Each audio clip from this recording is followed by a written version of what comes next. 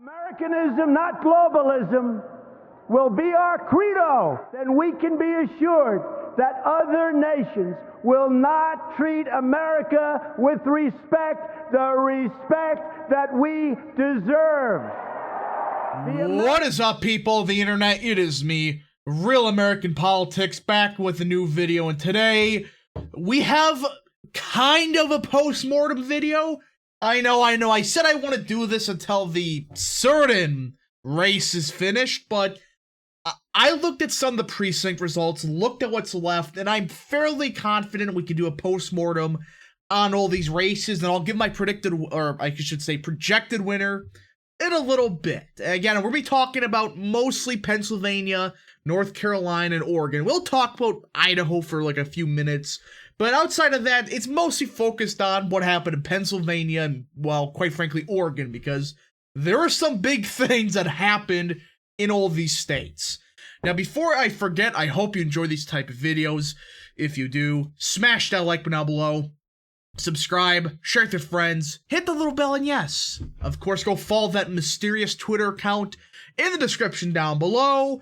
But also remember to follow my new Truth Social. Yes, I actually have a Truth Social for once. Go follow it. I'll use it every now and again. I'm not going to use it 100% of the time, but just follow it just in case I have updates or anything good like that.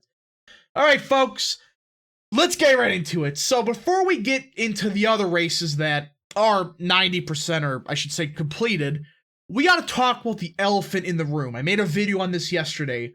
What the hell is happening in the Pennsylvania Senate race for the Republican side? So yesterday I said I was confident that Oz is going to win this race. And I looked more at the precinct results. And I'm staying firm with that. In fact, guys, this is a major election alert from the Real American Politics Decision Desk. I think that's what you call it. We can now project that Mehmet Oz will be the Republican nominee for the United States Senate. I know people are going to say, but they still have votes. Why are you making this decision? Or something crazy like that.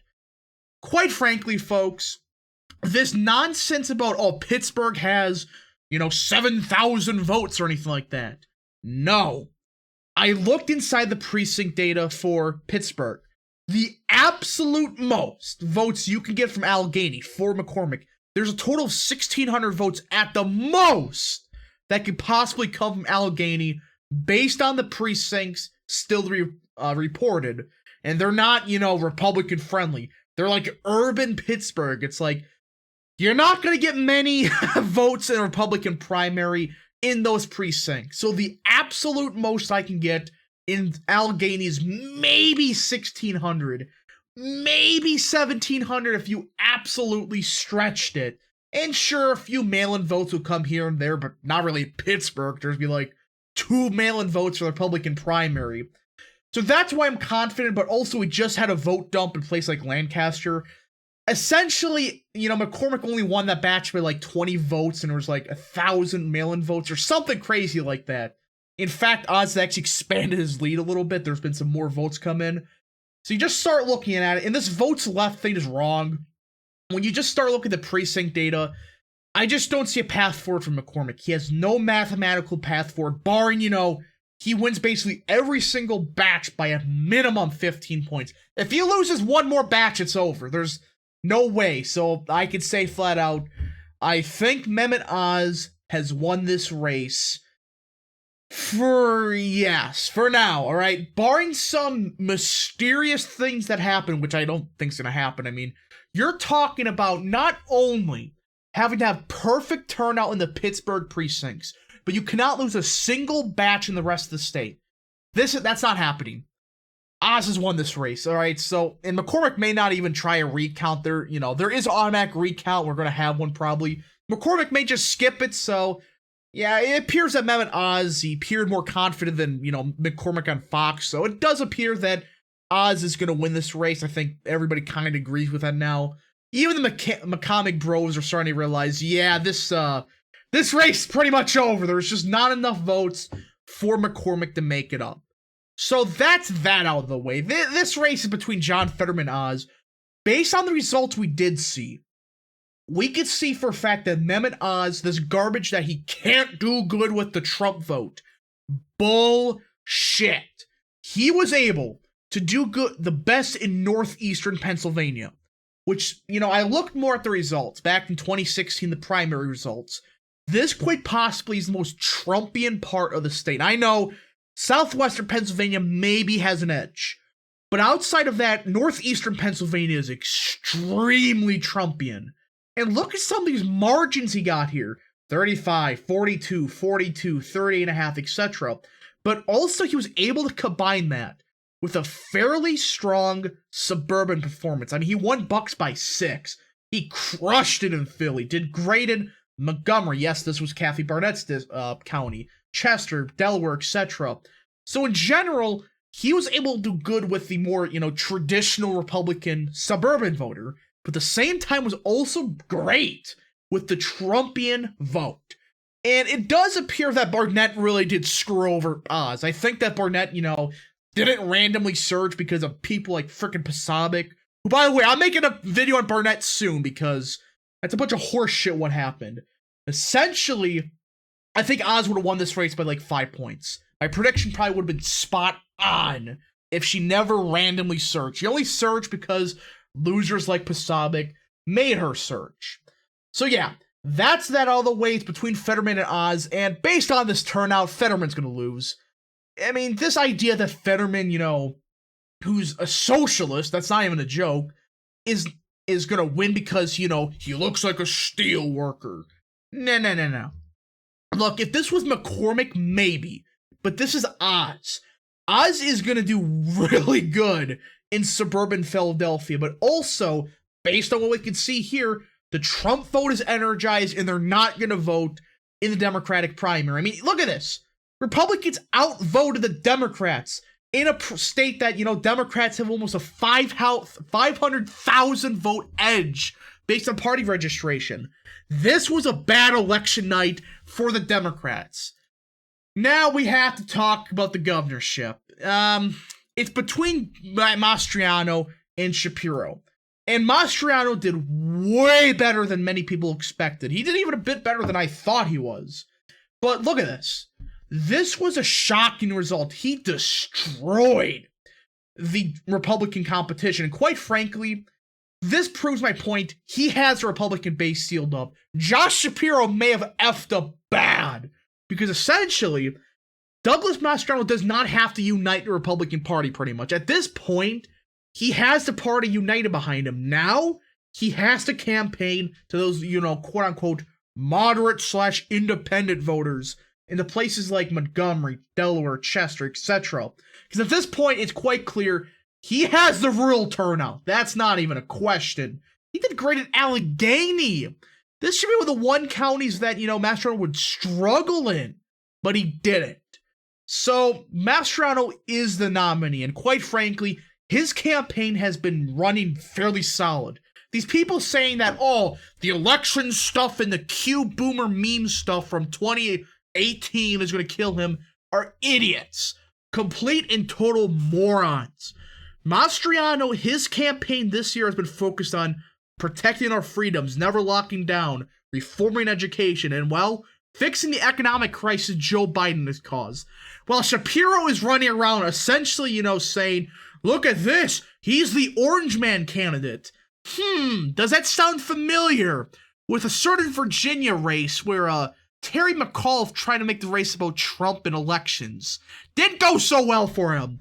But yeah, my opinion, Mastriano is going to win this race. It'll be, close, I think. But I do think Mastriano will pull it off. So that's that with Pennsylvania. I know there's a couple congressional races. It's like, I know Bognet won, but it's like, those were not expected. Now we gotta get to the one state that stunned me in turnout. Now, I know that I knew for a fact that, turnout was be good for Republicans. But they shouldn't have won the turnout battle by almost 140,000 votes in North Carolina. Guys, look at the history of North Carolina primaries. It's never this big of a gap. Democrats have a huge voter registration edge on the Republicans, and Democrats got embarrassed I mean, look at this. Ted Budd alone almost beat the uncontested Cherry Beasley, or whatever you want to call that loser, who's going to get crushed, by the way. Think about that. He ran a competitive primary against a former governor. And, well, Beasley barely got more votes than him, yet she was in an uncontested primary. Yeah. You think Ted Budd is going to lose this race? He's not. He's not going to lose this race. That's a bunch of nonsense. Now, for the congressional races, there was a couple W's. Sandy Smith won, good. I mean, you know, she has some bad things about her, but I do think she's a good candidate and it has a chance of winning. I don't think she will, but she has a decent chance of winning. We got Bo Hines in there. A great replacement for Madison Cawthorn. Look, Madison Cawthorn, his political career was dead after the gun stuff. It wasn't really much the, you know, the certain video that got leaked. It just, what happened was, truly based on what I heard, a lot of gun owners in that district were pissed off what he did with, you know, bringing a gun on a plane. It's like, what are you doing? So Madison Cawthorn, I think his career is dead, and it sucks. He had a lot of potential, and he kind of wasted it. In my opinion, if he never brought a gun to a freaking airport, why would you do that? That was stupid. I think he would have won this race. Unironically, that's what I heard is one of the bigger reasons he lost. Now, the other stuff he did, though, undefendable. But again, a lot of that, you know, stuff we did with the gun stuff, that probably did piss off a lot of voters. Look at this district and look at the gun ownership. You'll see why, because, you know, unlike what the Democrats say, a lot of responsible gun-owning Americans in this country, and they don't like it when those people like Cawthorn do what he did. Again, the videos were bad, but what he did with the gun stuff, it's like, why? You're an idiot. So yeah, North Carolina, that was essentially, you know, only races that really mattered. Now the Oregon one. Oh, fun. The Oregon race is a complete tire fire. So obviously, the Senate race, who cares? It's like, who honestly cares about the Senate race? Now for the governorship, though, this is not a good sign for Democrats, in my opinion. So Christine Drazan, whatever you want to call her, I think it's Drazan, she is the nominee. It's quite clear she's going to win this by quite a bit. She's going to be going up against Tina Kotek, the progressive Democrat who was the Speaker of the State House for a while. And here's the thing, though. She may lose this race. Kotek, remember, there's a third-party candidate in this race. And she is going to screw over Kotek because, you know, she's what you would call, you know, a moderate Democrat. She's going to siphon off a lot of votes from the Democrats in this race. And you look at turnout, and, you know, this is Oregon.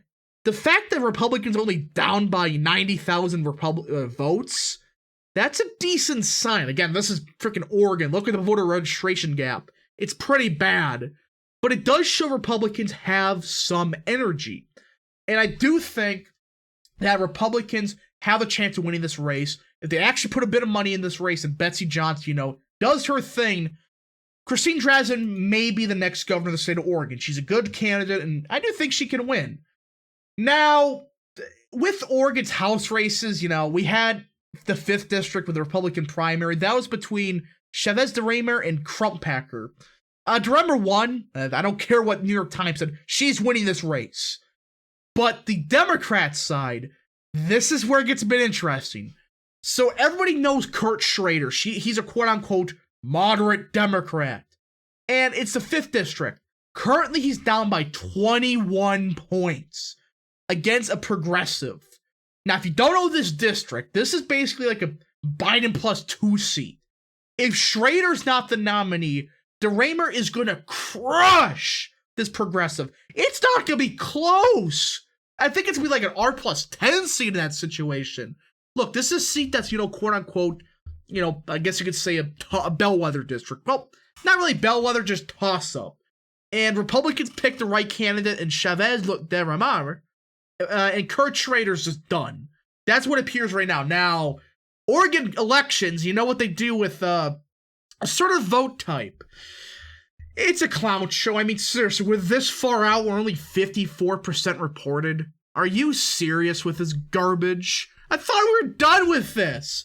But even then, it's going to be very hard for Schrader to make it up. Again, I know the votes remaining are more favorable to him. But even if he does win, I don't think he's going to win the general election. So I do think this is a flip for the Republicans. Again, Republicans have a good candidate. Democrats are just split essentially 50-50 in this race. So that's not a good sign for Democrats in the 5th congressional district. So yeah, with Oregon, that was essentially the two races that matter, the governorship and the House race.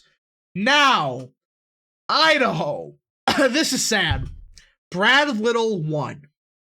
Now, people are saying that he was going to crack 60%. He cracked 52.5%. All right, that's all he got. And if this was a runoff system, and if Trump actually did a rally here, Brad Little probably would have lost this race. All right, if this would have been a runoff system, they don't do in Idaho, I think that's stupid.